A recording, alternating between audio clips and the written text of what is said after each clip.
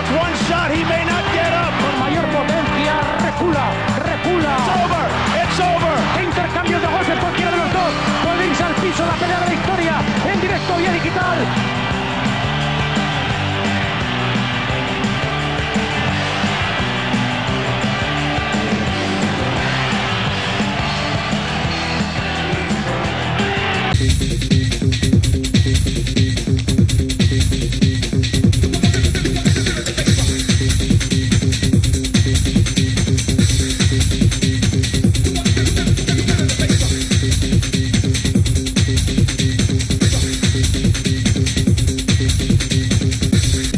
Esta semana en Actualidad Box, Javi Castillejo puede enfrentarse a Vernon Forrest. Hablaremos de John Reed. Oscar de la Hoya reta a Tito Trinidad. Cuidado que vuelve Golota. Hablaremos de Marco Antonio Barrera.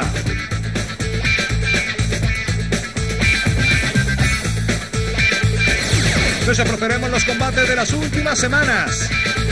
Ricky Hatton de estrella. Y en el recuerdo, Azumat Nelson.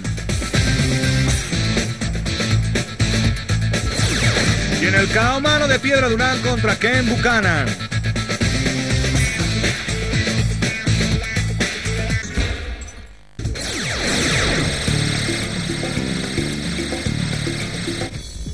El campeón mundial welter Vernon Forrest sigue siendo, pese a sus dos meritorias y brillantes victorias ante Sugar Shane Mosley, una de las cenicientas del boxeo. Ha rogado un combate con Oscar de la Hoya, pero Bob Arum, socio y manager del Chico de Oro, le ha dicho que no, que antes debe ganar a un super welter de prestigio. El equipo de la víbora Forrest está pensando económicamente. Por su parte, Javier Castillejo ha manifestado: si hay una buena oferta, mañana mismo hago la maleta y me presento en Las Vegas. El campeón Oscar de la Hoya, que se encuentra de vacaciones con su esposa en la Isla del Encanto, habló sobre Félix Trinidad. Todo lo que quiero es escuchar de la boca de Tito Trinidad, que se ha retirado y que por tanto no me dará la revancha. Lo que su padre dice no me interesa.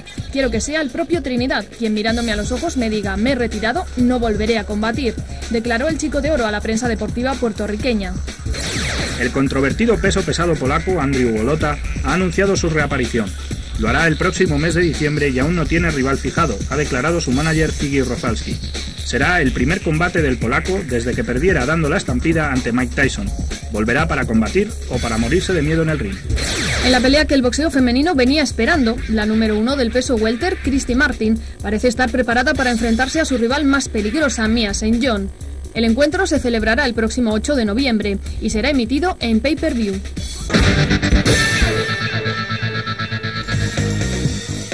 ...28 de septiembre del 2002 en el Manchester Arena. Ustedes se acordarán de este combate. Lo hemos querido rescatar porque Ricky Hatton cada vez está más cerca de llamar a una de las coronas importantes de la categoría. Ricky Hatton, el campeón del peso superligero, versión Unión Mundial de Boxeo, se enfrentaba a Stephen Smith en un combate visto y no visto. Hatton salió desde luego decidido a decantar el combate a su favor y observen qué forma de lanzar golpes, qué apuros para el zurdo Smith, o zurdo por lo menos en ese momento, y cómo aguantaba las embestidas del campeón británico.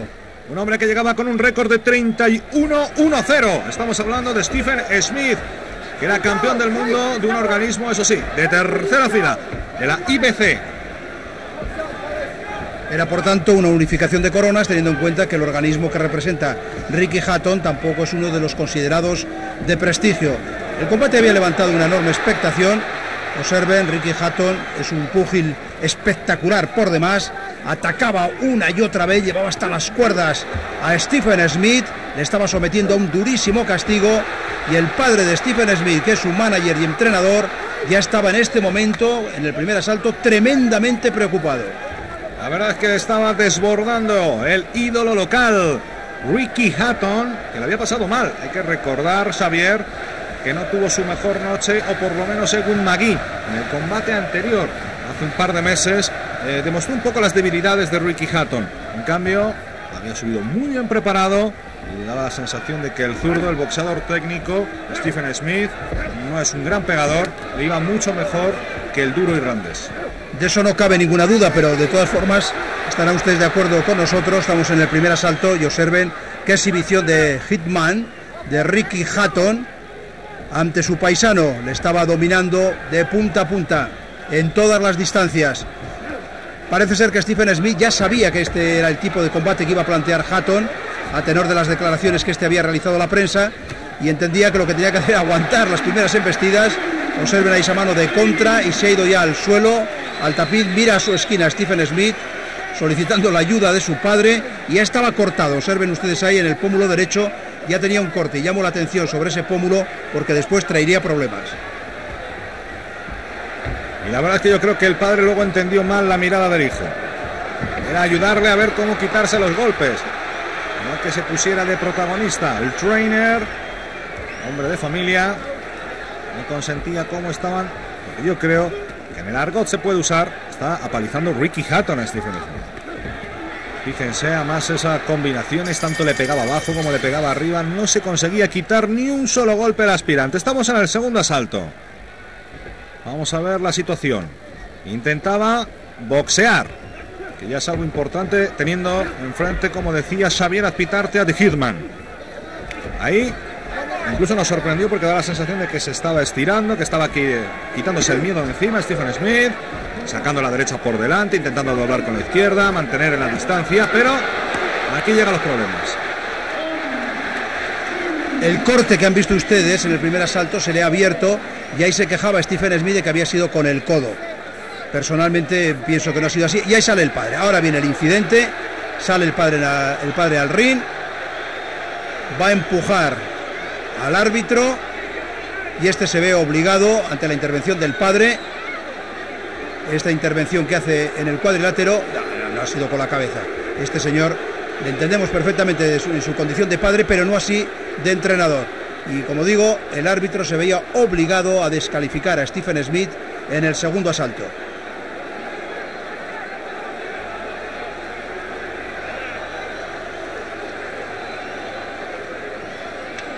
Lo dice claramente que esto se acabó.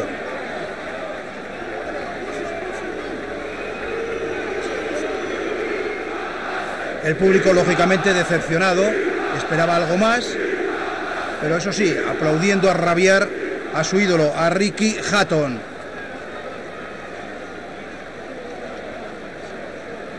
Vamos a verlo repetido, el empujón.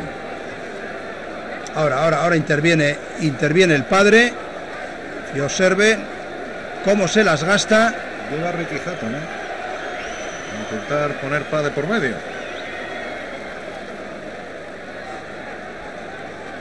Perdió los papeles el padre de Stephen Smith.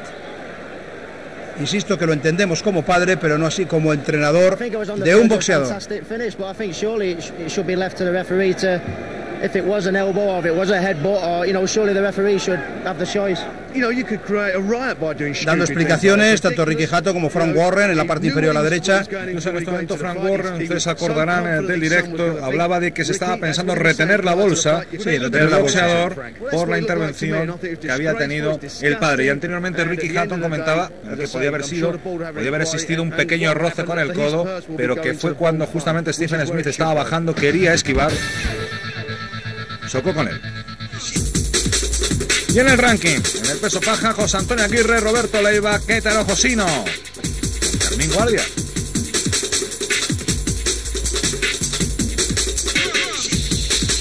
Y en el peso mini mosca, ahí tenemos a los 4 campeones: Ricardo López, Rosendo Álvarez, Jorge Arce y Nelson Diapa.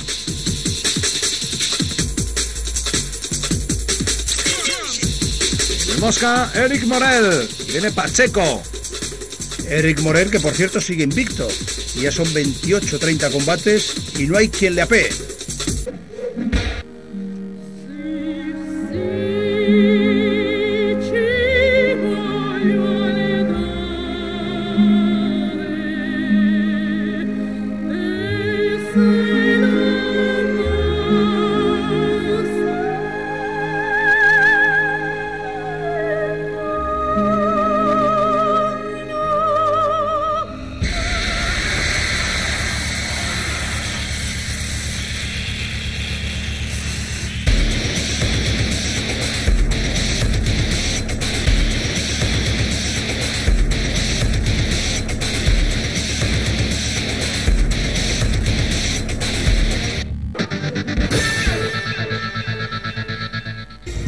Bellísimas las imágenes que hemos visto, hemos recordado a muchos y buenos campeones del momento actual.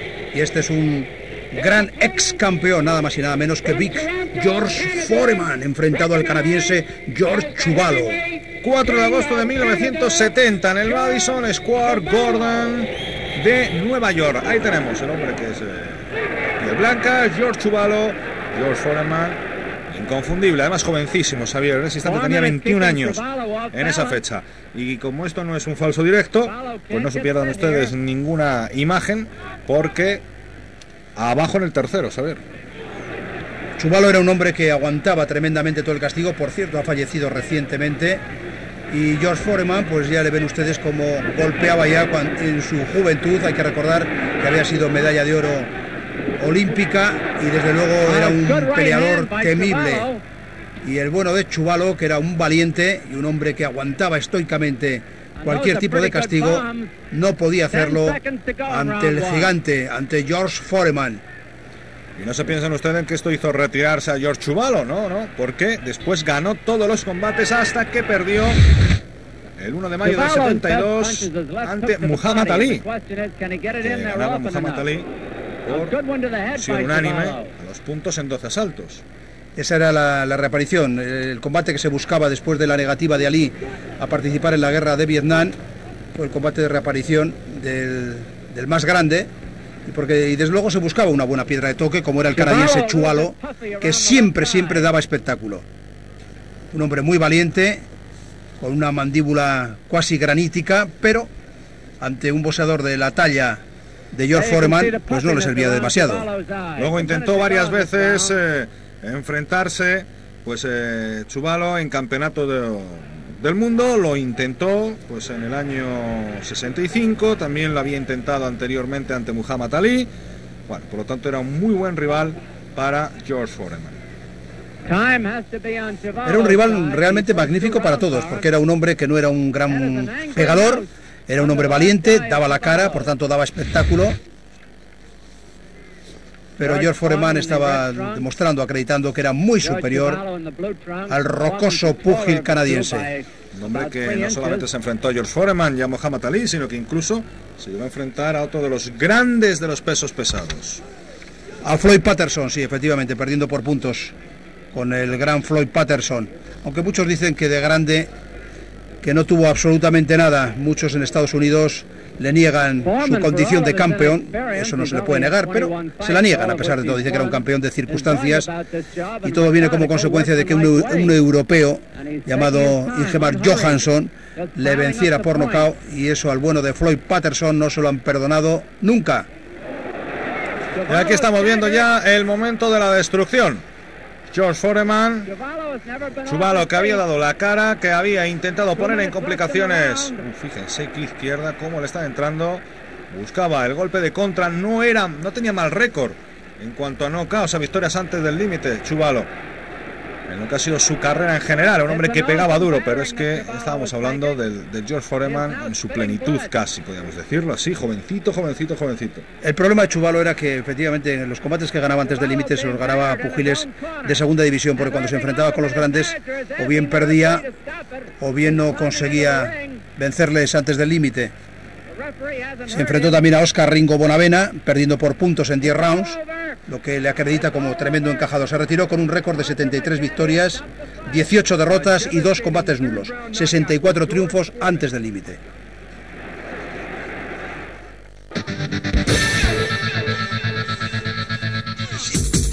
Y seguimos con los rankings en el peso supermosca. Fernando Montiel, Félix Machado, Alexander Muñoz y Masamori Tokuyama.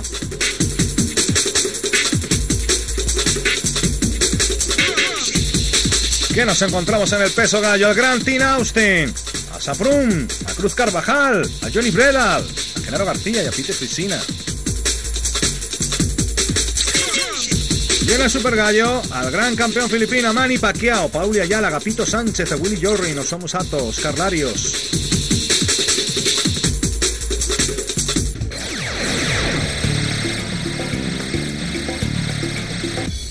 Los aficionados estamos de enhorabuena. José Luis Castillo intentará recuperar la corona mundial del peso ligero que 3 desvergonzados jueces le birlaron en su confrontación con Floyd Mayweather.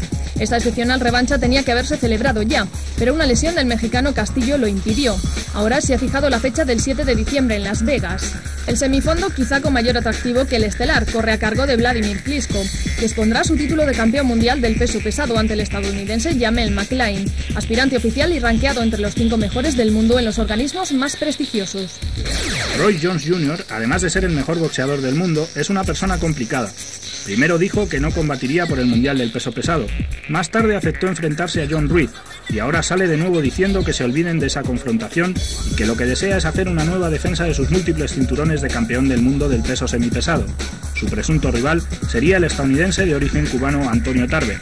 Lo dicho, Roy Jones Jr. como boxeador un 10, como seriedad para respetar compromisos un suspenso. El antiguo campeón del peso welter, Shane Mosley, confirmó que subirá hasta el peso super welter, después de anunciar que peleará contra el veterano de origen mexicano Jory Boy Campas. Mosley regresa al ring, después de una doble derrota ante Vernon Forrest. Nos encontramos en la isleta Resort Casino en Alburquerque.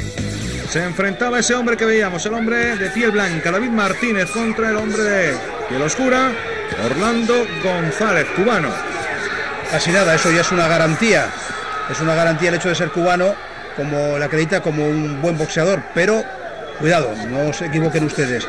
Hay la mayoría de los boxeadores cubanos que siguen en Cuba y que pelean en torneos internacionales son magníficos boxeadores. Pero en Cuba también hay malos boxeadores, claro que hay malos boxeadores. No me estoy refiriendo en este caso a Orlando González, sino en general. En general hay boxeadores que son pues, bastante flojitos. El caso de este cubano podría ser un paradigma, un ejemplo. Porque claro, está también en la cuesta abajo, ¿no? No, y que se marchó además de Cuba. Claro, es que estamos en lo de siempre. Cuando hablamos de boxeadores cubanos, pensamos siempre en boxeadores cubanos buenos en el campo amateur. Pero estos boxeadores que han salido, pues no sé, pues en una patera o en fin, o les permitieron en algún momento determinado salir, pues tampoco eran boxeadores de entidad, como lo acredita pues el hecho de que este hombre creo que tenía como 15 derrotas, ¿no? Aproximadamente cuando se enfrentaba con David Martínez. Pues así es. Tenía, creo que era un 4-14-2, una cosa espectacular.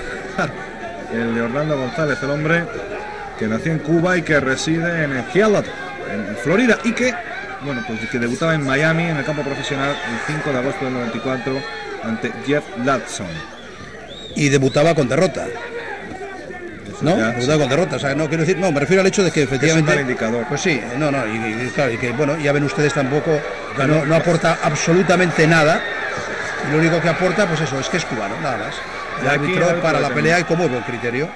Y que se pierda el primer combate no es indicador, pero es que perdió el primer combate, hizo 2 nulos, ganó, perdió. Vámonos al siguiente combate. Yo tenía ganas de ver a Stephen Foster contra Jason White. La verdad es que White, el hombre del calzón negro, era un muy buen rival para un gran prospecto inglés super gallo. Estamos hablando también Manchester Arena. Era el día del combate que hemos antes visto de Ricky Hatton. Y era uno de los combates previos. Incluido golpe bajo. O sea, como ven, esta gala tuvo incidentes todos los que quieran. Han visto antes a Stephen Smith y ahora vemos a este muchachote rubio como recibe ese golpe bajo y se queja. Claro que se queja y con razón, como para no quejarse.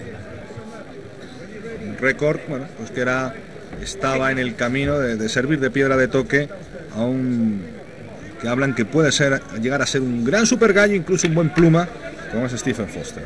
Se presentaba con un palmarés de 6 combates disputados, con 6 victorias, y esto habla un poco de la calidad de este boxeador.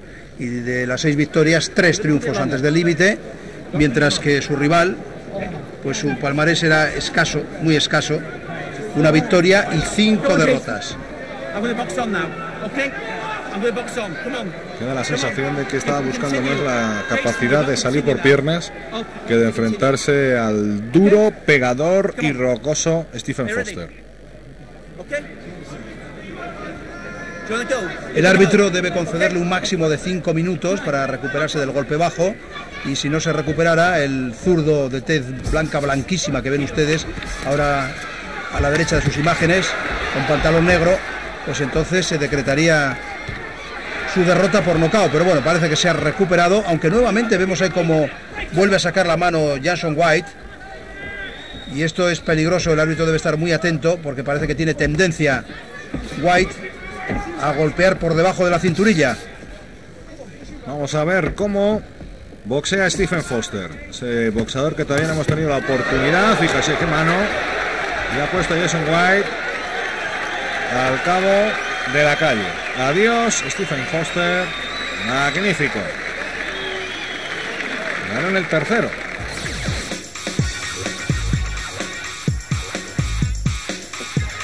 Seguimos viendo más boxeo de actualidad. Esta vez vamos a ver un gran combate. Cuando hay un mexicano de por medio, mucho, que es Fernando Mena, el hombre del calzón blanco y negro. Pero si enfrente, aparte del mexicano, se encuentra un boricua como Luis Pérez, pues entonces, que nació en Puerto Rico, aunque reside en Montebello, California, tenemos combatazos seguros, Xavier. De Montebello, qué recuerdos para Óscar de la Hoya. Ahí nació precisamente, en Montebello, un barrio deprimido de Los Ángeles. Nació Óscar de la Hoya y allí es donde vive este boxeador, Luis Pérez.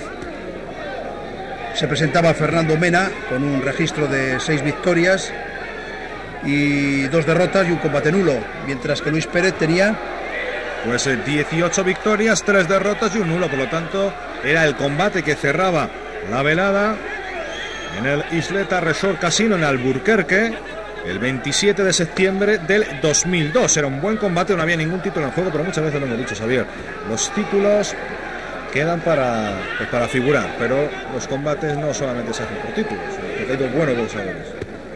Sí, el tema es que generalmente cuando hay un título por medio pues suele haber buenos boxeadores, pero estoy de acuerdo contigo en que no siempre peleas que no haya título por medio pues no tienen por qué ser malas peleas en absoluto, sino que se lo pregunten recientemente a Mickey Ward y a Arturo Gatti, que hicieron una pelea sensacional. Por cierto, la revancha se va a ver dentro de poco. Hicieron un combate pues espléndido, va a ser quizá declarado el mejor combate del año y no había ningún título en juego. El hombre con el calzón negro con esas rayas blancas, Fernando Mena, estaban intentando nuevamente relanzar su carrera, confían mucho en él, aunque lleve 2 derrotas. Intentó el asalto al título del Fercabox, pero perdía ante un buen boxeador como es Eleazar Contreras. Por lo tanto, a partir de ese instante le han vuelto no a llevar a la Cueva de los Leones, sino pues que han intentado nuevamente volver a restaurar y a poner en el camino de intentar hacer grandes cosas. Fernando Mena es un chico todavía muy joven, con muy poquitas peleas, es de Mexicali y bueno, pues en fin, ahí han visto cómo vencía por KO técnico en el 7º round a Luis Pérez y una victoria más. Vaya lo que...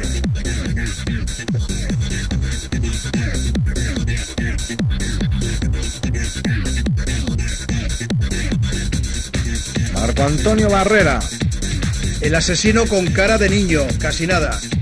Un tremendo y complicado boxeador para cualquiera. Contra Johnny Tapia. Va a temblar esta noche todos los televisores. Si no me equivoco, el próximo día 2 tendremos oportunidad de presenciarlo en directo, casi nada. Marco Antonio Barrera enfrentado a Johnny Tapia. Johnny Tapia ya tricampeón del mundo. Y Marco Antonio Barrera en ascenso total. La vida loca. Combate loco. El que se espera entre Marco Antonio Barrera y Johnny Tapia. Yo creo que ganará Barrera, ¿eh? Yo creo que ganará Barrera. Es más boxeador. Johnny Tapia no pega además lo suficiente como para frenar a Barrera, aunque Barrera me decepcionó últimamente su combate con Eric Morales. Pero admito en cualquier caso que es una pelea en principio muy equilibrada. I'm gonna get it on with him. You're gonna get it. Yeah, So you know already the fight plan goes out the window. I got to put Albuquerque back on the map, man.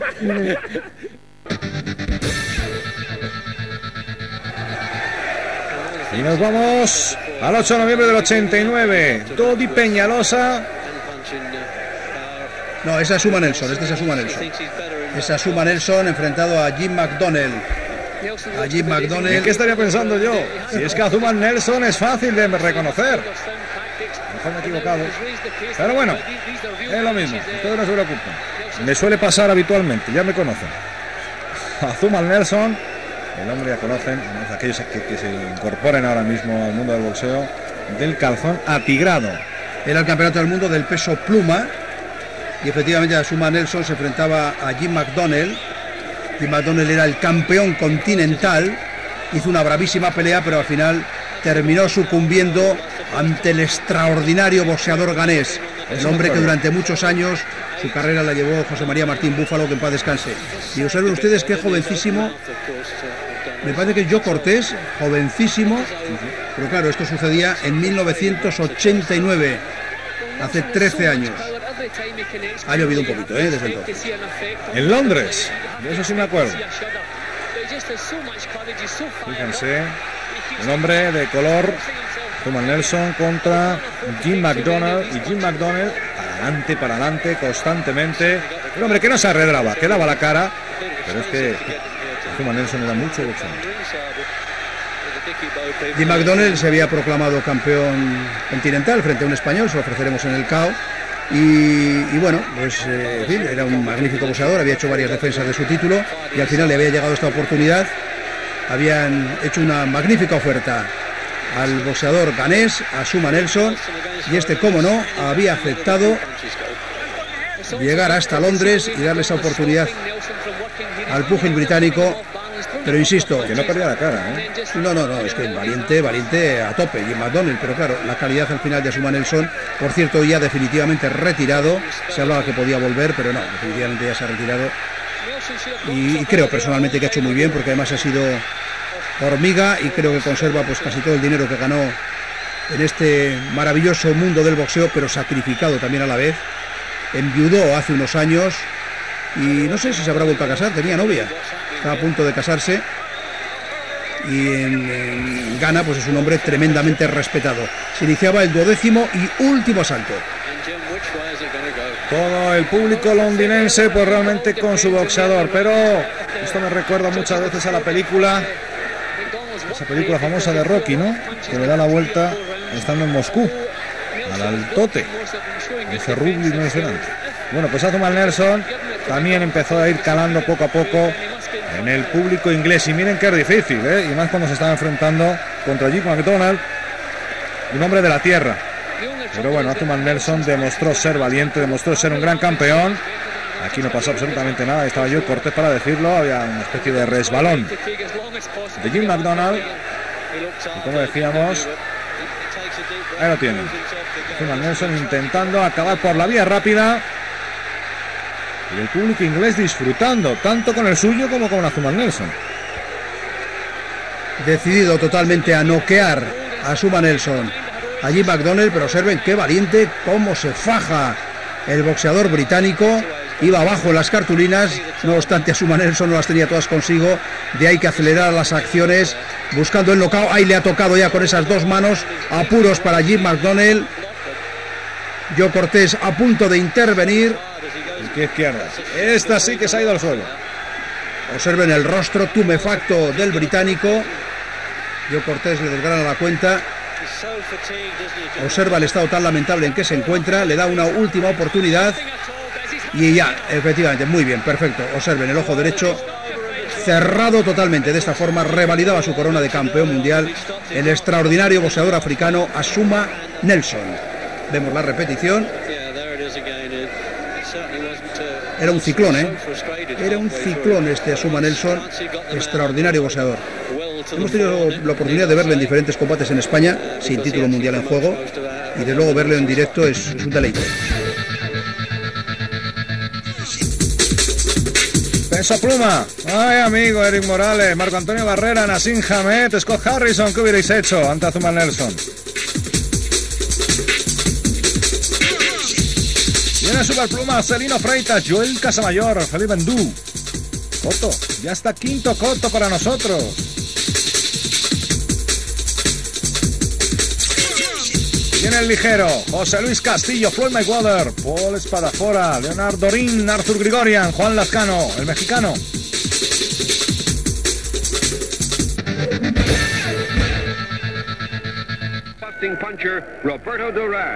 Aquí tenemos a Roberto Durán, calzón azul, Ken Buchanan, calzón a cuadros. Muy singular este Buchanan.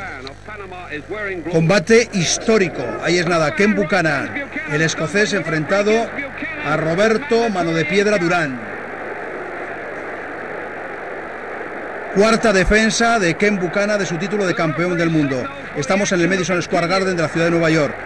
Ahí se había proclamado Ken Buchanan campeón mundial al vencer a Ismael Laguna, lo había revalidado con Rubén Navarro, nuevamente con Ismael Laguna, siempre por puntos, y esta cuarta defensa a 15 rounds frente a Roberto Mano de Piedra Durán. 26 de junio del 72. Pues 82, 92, 2002, 30 años casi y medio, casi nada, no ha llovido. Ken Buchanan nació en Edimburgo el 28 de junio de 1945. Tuvo que dejar el boxeo 3 años más tarde por problemas oculares, pero era un extraordinario boxeador, magnífico, diríamos. No era un pegador, ni muchísimo menos, pero un hombre con una técnica depuradísima. De atención, porque sucedió un hecho extraño e insólito en este combate. Estamos en el 13º asalto. Ken Buchanan, fácilmente reconocible, con el pantalón escocés. Observen, ahí, cuando suena la campana, ahí Durán le golpea, le da un golpe bajo. Le da un golpe bajo, se quejan, observen. Se quejan del golpe bajo y finalmente decretan la victoria de Roberto Mano de Piedra Durán. Y es una victoria que, bueno, luego Roberto, pues, en fin, lo arregló a lo largo del tiempo, pero le costó olvidarse de esa victoria.